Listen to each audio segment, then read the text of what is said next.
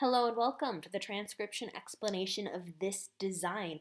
At the first half of this video, I'm going to talk about the letter-by-letter transcription of how to read this design, and then at the end of the video, I'm going to talk about the files I have it saved in for when it becomes the final thing. So let's go ahead and get to that explanation of how to read it. So this was done using Loren Sherman's script, which uses a combination of dots and lines in conjunction with these 4 different shaped letter stems to make our consonants. So we have dot modifiers like these little dots, and line modifiers like these lines, and also lines sticking off of these guys. And then vowels are little circles like these here. This is an N, vowel, lots of little vowels. And then on this style, I have the vowels as the bigger dots. So dot modifiers, vowels. So let's go ahead and get to it. So you read this script starting at the bottom and then going counterclockwise. So here's our very first thing we read, and then we go counterclockwise from there. And this has some different stylistic elements to it, like I kind of mentioned before, just to keep things interesting and compact. So we have our first kind of sentence circle, and the bottom of it is here. So this is the first thing we read, and the bottom of that word has this letter first. So it's a circle inside the word circle. So we're in this row because this is the word circle line, and this is a circle inside the word circle, and it has one line coming from it right there. So that makes it an N. Continuing around that circle, here we have a little vowel, and it's on the line of the word circle. So that's an E. Continuing around, here we have a shallow divot, so it's this shape, and it has one line on it, so that makes it a V, that line, and then another E, and then we have this shallow divot with 1, 2, 3 dots on it, so that makes it an R. So never. Continuing around, this is our next word, bottom of it's here, this is a deep divot, so unlike the shallow divots, which are 50% or less complete, the deep divots are more than 50% complete and go back around in on themselves and start to close off again. So this is a deep divot with one line on it. So that is going to be a G. And then we have an O. So when vowels are attached on letter stems, they look different than when they're by themselves on the word circle. So these E's are by themselves on the word circle, but this O is attached on the G stem like a bead on a string. So like that. Continuing around, here's our next letter. It's inside the word circle, so that would be another N with one line on it. So even though these N's are kind of small, they're still noticeably larger than the vowels, and there's no vowel that's both inside the word circle and with a line. The only vowels with lines are I's and U's, and they're all either on the line of the word circle or enclosed in the center of a consonant. And this is just by itself inside the word circle, so it can't be a vowel, so it has to be an N. So N, then another N, and then another little vowel. It's outside the word circle, so it's an A. So never gonna is what this says. And never gonna is repeated 6 times in this, and I have them all done the same way 6 times. So never gonna, never gonna, never gonna, never gonna, never gonna, and never gonna. So it's gonna be never gonna something, something, something, never gonna something, something, something, never gonna something, something, something, something, something, never gonna, you get the point. So let's go ahead and start reading the somethings. So this is a deep divot with one line on it, so that's another G, just like that one. So that's a G. Here's an I on the line of the word circle with one line going towards the middle. So an I is like an E, but with a line going in. So this is an I, so G-I, and then we have a shallow divot with a line on it, so that's a V, just like that one, and then an E hanging out inside that V. So give, and then this, which also repeats, starts at the bottom with a Y, 2 dots on a circle on the line of the word circle. So this is a circle on the line of the word circle with 2 dots is a Y, and then a O on that Y, like a little bead on a string, and then a U with a line going towards the middle. So U, and then here's another U, and then here's another U. Wait, I lied. The line does not go towards the middle, it goes towards the outside. So the lines on the I's go towards the middle, lines on the U's go towards the outside. So this is around this big old thing as a word circle, but this has its own little word circle. That's something that's kind of tricky here. But this line is the word circle. So this U line is going away from the middle of the word. That's why it's a U. That's why they all go away from the middle. So anyway, here's U, and then U, and then U. So Give, U, and then we have another U, line going outwards. So these two U's are kind of confusing because they're going in opposite directions, but that's because this word circle is here, and then the word circle for this is radiating around here. So it's because this is like at the bottom of the word circle, and this is at the top of the word circle, so that line's going up, and this line's going down, but they're both going out from the curve of the circle. So that's why vowels are tricky, especially I's and U's. So U, and then a P. Two lines on a circle inside the word circle. So give you up, never gonna. And then we have a circle inside the word circle, and it's kind of hard to tell, a trick on the eye, but there's 1, 2, 3 dots. This one dot is interrupting the line of the circle, the letter circle. That's to help make a break in it, because if it were a complete circle, then I'm afraid that the little inner dot would fall out when you're trying to weed that line around it. So I left kind of like a spacer between the dot and the letter stem. So anyway, 1, 2, 3 dots on the L. And then an E on the line of the word circle. A shallow divot with no modifiers is a T. So L-E-T, let, U, and then a deep divot with 3 dots is a D. And then an O on the inside of the word circle. A shallow divot with 2 lines is a W. And then an N with 1 line on it. So let you down, never gonna. R with 3 dots on it. U, line going outwards, just like that U. N with 1 line on it, just like that one. So R-U-N, and then there's a little space between the words. A outside the word circle, just like little A here outside this word circle. So A, another R, just like this R. Wait, this R. This is an R. This is a D. It's a deep divot. So see how this one sticks out a bit more than that one? So this is a D. This is an R. 3 dots on that R. 3 dots for this R. O on the inside. U, line going outwards. Another N, line going, doesn't matter where it goes, but it's got a line on it. So N, and then a deep divot with 3 dots. So R-U-N, A-R-O-U-N-D, run around. And bottom of the word circle is an A outside the word circle. N has 1 line on it going anywhere, doesn't matter. And then the D has 1, 2, 3 dots on it. So and, this is another and by the way. So run around and, this is a 3 dot D, just like that one, E inside the D. S has 3 lines on a shallow divot. E inside the S, R has 3 dots, T has nothing. So D-E-S-E-R-T, desert. Lots of D's and R's. So deep divot is a D. Shallow divot is an R. So desert. Then Y has 2 dots. We had a Y before, yeah, on the U's. Y, O, inside the word circle, and then a U going outwards. So this is another way to do U. So this is one way to do a U, and then here's another way to do U. So desert U. Never gonna. M has 3 lines. A outside the word circle. K has 2 dots. E on the line, make, U. Then we have a whole bunch of dots here. So in this circle, we have 1, 2 dots. So K. And in the script, you don't use the letter C in normal words. So you'd spell circles, like the shape, as S-I-R-K-L-E-S, because the S in circles, well, the C's in circles make different sounds based on, where they are in the word. So the first C goes S, so you'd spell that with an S, and then the second C goes K, so you'd spell that with a K. And because the C in cry goes K, you put a K there. So that's why there's a K with 2 dots. And then an R with 1, 2, 3 dots, and then another Y, just like that Y. So cry, make you cry, never gonna. S, A, outside the word circle, Y. So here's another S with 3 lines on it.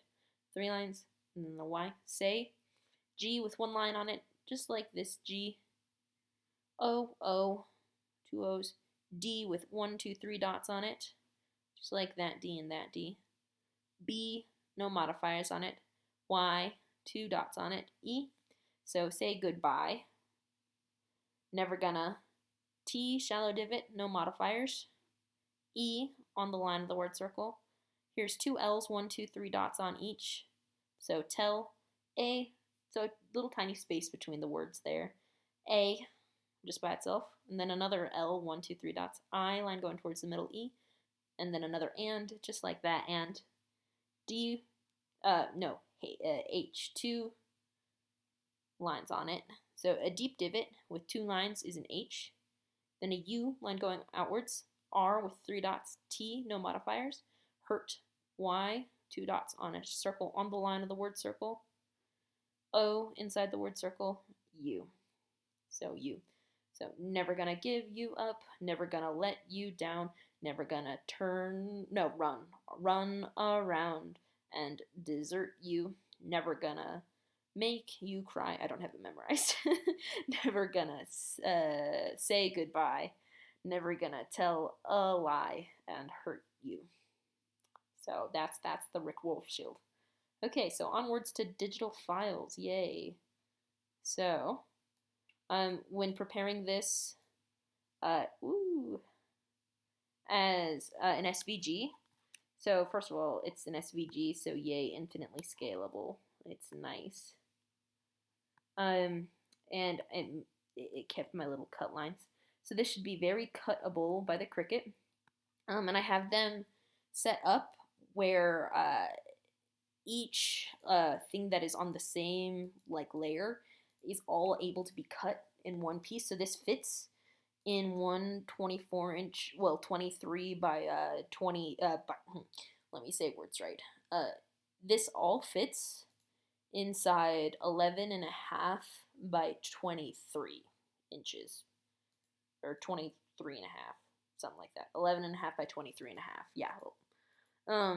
So I have that as one, and then this one is stuck right in the middle of it in my cut file because it fit nicely there. So cut 1 of purple is this with that in the middle, but I put them as separate things so I could move them. And then cut 2, actually let me go ahead and open up my cuts. Become visible. Forgive my file slop. I have too many files open on my desktop for any reasonable sense. Let me shrink. There we go. So we're gonna close this. Okay, so yeah, purple cut 1 of 2 is, I guess, my first cut was not that, but anyway. So this is this middle piece here, goes here, and then this is here. In the cuts, I rotated the whole thing just a tiny bit. Well, not a tiny bit, but I rotated it. Come on. Come on, let me rotate. Give me clicky buttons. There we go. I rotated it. Control. Like this. So it's direct up and down. So that will help kind of keep things situated. So I rotated it so these are directly up and down. Okay, now let me see my layers. And so this is one cut there, and then the little bit I moved was that little guy. So that's cut 1. And then purple cut 2 is the other side. So this here, and then the little guy here. So that's the purple bits. And what I was thinking is you could put down this first. So when you have it cut and you're putting it on the shield, you put down this purple bit first, cut out the little thing from the middle, and then you put down the second purple bit and cut out the little thing from the middle. And then you don't iron down that yet, but you just iron this down. And then you grab the gold one, this thing, put that down next.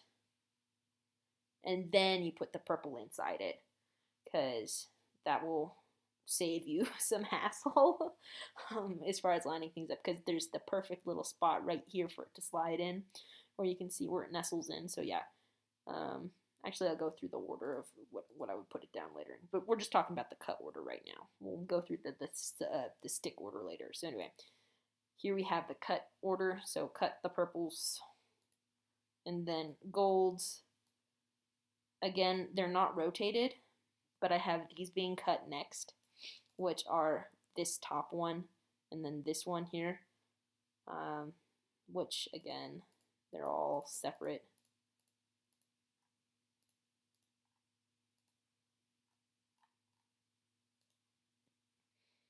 I should actually go ahead and put things down in the order in which they should get stuck on. I forgive. Come on, move up. So Inkscape is not my main program. So we're just going to do a raise to the top. Okay, so those two get stuck down first. And then these guys will get stuck down.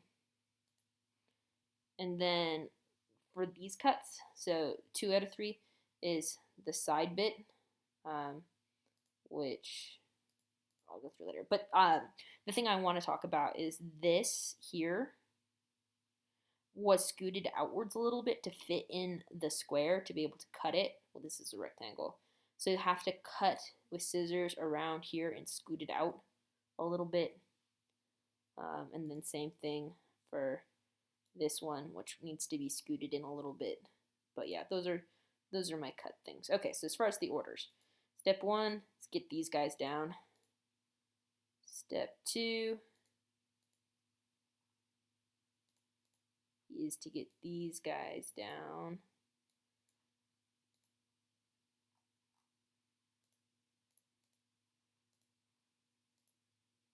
Step 3 is to get these guys down. Then step 4 is to get the big gold ones. That one and that one down. And the last one is these ones here. So yep, again, going in reverse order, the last thing you'll do is put these inner ones on, because you'll want them to line up right inside those, but nestled between these guys. And then you'll have these guys, which will fit nicely around these, which are already going to be there because those are step 1. But yeah, these guys will go in after you do these guys, and then last but not least, these. Well, first. So put these on, then put these on, then put these on, then put these on, and then put these on. And that should be good. And then you're going to rotate the whole shebang a little bit, because it's important due to, you know, the words being sideways. Control that. These are at an angle and these are straight up and down. So yeah, that's what's up. I'm going to save this. So yeah, these are in order. So yeah. Okay, cool. That's enough rambling. I hope that makes sense and I hope that's doable. So yeah, bye.